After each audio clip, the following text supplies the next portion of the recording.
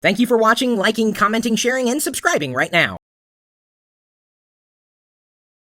When I first started streaming live online, I was excited because Ustream.tv had given me this opportunity. And you remember last week we interviewed Tim from Ustream, the CTO. He came up to Seattle to talk to Ponzi and myself.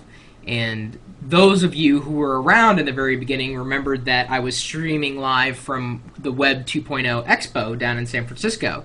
And Chris Ye, at that point, was merely an investor in Ustream. I sat him in front of the chat room, and everyone just kept firing questions at him. And lo and behold, I come to discover that recently Chris has become the CEO of Ustream. So you've essentially been upgraded as far as the title is concerned, Chris. How's that feel? It feels great. There used to be a joke. I guess there was a guy named Victor Kayan who owned Remington or Schick or something. He said, "I like the shave so much, I bought the company."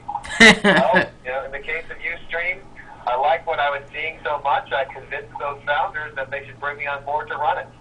Wow. Did it take much arm twisting there?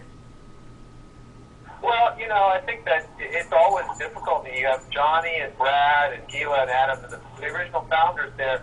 They've done a great job of building up Ustream. Obviously, everything that you saw at Web 2.0 Expo, that's what those guys built up on their own without really much help from me other than my occasional advice. So they've done a great job. And, of course, it's all hard to give up your baby. But they felt that by bringing in someone who is, experienced startup executive who's been there and seen some of this movie before, that would help their chances for success. And, of course, I'm certainly very grateful they decided to do that. Yeah, I can imagine. So what were you doing to remind everybody, Chris? You've kind of been an investor, but more of a I don't know how to say, an angel. That's not your full-time gig, and now that's right. This is turning into your full-time gig, being a CEO for Ustream. That's right. So I've started a couple of companies in my time. I think the first one, I've been doing startups since 1995, and the first one I started was in 1999. And recently I helped start an enterprise software company, and that's where actually I was still working. And all this stuff was happening on the consumer side. It was super exciting. And so I decided the best way to participate was by being an investor, an advisor to all these different companies. And, along came Ustream, and I thought they really had a lot of promise. I invested in it, became an advisor, and it just took off so much that, at the end of the day, I said to myself, these kinds of opportunities don't come around all the time. In fact, these opportunities probably only come around, practically once every 5 to 10 years. And if I miss this one, I'm going to kick myself later on. Yep. I felt... It was something where I just said, this is something that is really taking off. I have to get on board with it. I felt the same way, and I still do. And I'm watching the live landscape a lot more closely, not just what Justin TV is doing, but a lot of these new startups that are doing the online streaming. I'm sure it's just a matter of time before Yahoo makes an acquisition, Google makes an acquisition, and Microsoft makes an acquisition, and I bet you anything Ustream is going to be in there. I bet you, okay, so one of the positions, and this is the reason why I wanted to bring you on and record this interview. One of the positions you're now hiring for is a community manager, and I was hoping you'd be able to explain, number one, what you believe that title, encompasses, and what kind of person you would be looking for a community leader as far as Ustream and proselytizing Ustream to the masses is concerned. And again, if I wasn't, this potentially would be like almost a dream position for me. But anyway, tell everybody who you're looking for. Well, Chris, basically someone like you would be perfect. So if you actually are willing to give up your entire empire and come work for us, we'd love that to happen. Oh, yeah. But from the standpoint of community manager, I actually had a friend tell me, you really should be community nurturer, because the idea isn't that we're going to bring someone in who's going to manage the Ustreamers out there who are doing all this fantastic stuff.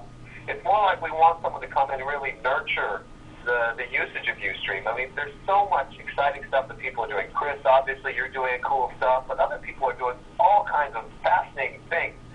And, what we really want to do is make resources available to them. We want someone to be there to nurture them, to help them and cross-fertilize make sure to draw connections between people, to manage community tools and things like that. Because ultimately, we see the success of Ustream as being based on the success of the Ustreamers. And so we want to give them every opportunity and every tool that we can to be successful.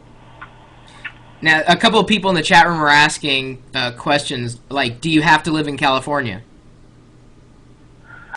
That actually is an interesting one. You and I were chatting about that earlier. It certainly is a big preference for me. I would like to have someone local, if at all possible, someone here in Silicon Valley, because I think that they're going to be an integral part of the team. They're going to be the voice of the Ustreamers. They're going to be an advocate. And I think it's helpful for everyone to be in one place. Now, I always say never, so it's entirely possible that there could be an incredible candidate who can convince me to do otherwise. But that really is my preference. Mm-hmm. Is relocation an option? Absolutely. As in being hired first, then moving after? Yes, okay. Yes, of course. And we will offer relocation packages and all those good things that companies do. We probably won't have the fresh coconuts that Google does. We just don't have the kind of money to do that. Did you certainly. Did you just say you wouldn't have the fresh coconuts? You've never been to the Googleplex and had the fresh coconuts? Apparently not. I just wanted to clarify that that's what you were offering. Or not offering, I guess. At the Pacific Cafe in the Google complex, they serve fresh coconuts as a drink every day. So there are trays and trays of these coconuts. And they put a hole in the coconut, and they put a straw in the coconut, and you pick up the coconut. It's like, you get your Snapple, you get your Jamba Juice, and you go ahead and get your coconut. So you put the straw in the coconut, drink them both up. That's right. Straw in the coconut. Did you call the doctor? Wake him up? So, you drink it in, and you know what? I even took one home with me for the kids, and I cracked it open with a screwdriver, and that took a lot of work. And I scooped out some of the inside meat, and that was pretty good. Wow. Well, I think this position is a pretty good opportunity for just about anybody, especially someone who's hot to trot on not just video, but specifically live video. I mean, I get it to the nth degree. Totally. It's times like this, and when you talk about fresh coconut and opportunities in video, that makes me wish I wasn't working for myself. Well, I have to admit, I think that looking at your situation, I think even people who work for companies look at you and say, wow, now that's great. I mean, here's a guy who's doing what he loves. He doesn't have to answer to other people. Hey, as a CEO, I'm ultimately going to answer to all these shareholders, and they're going to be asking me things. And, there's something to be said for working for yourself.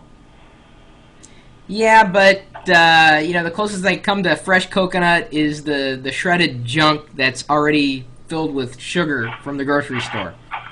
You can easily find fresh coconuts at the Safeways. If you really wanted to give yourself a bonus, head on down and pick one of them up. Right. Again, we won't be offering fresh coconuts anytime soon. I don't believe. That's really, unless, of course, you go by the path by which we're acquired by Google, in which case you could end up with fresh coconuts. Okay, so how would people get a hold of you guys if they were interested in a community facilitator, or whatever word you use to describe the guiding of the community manager position?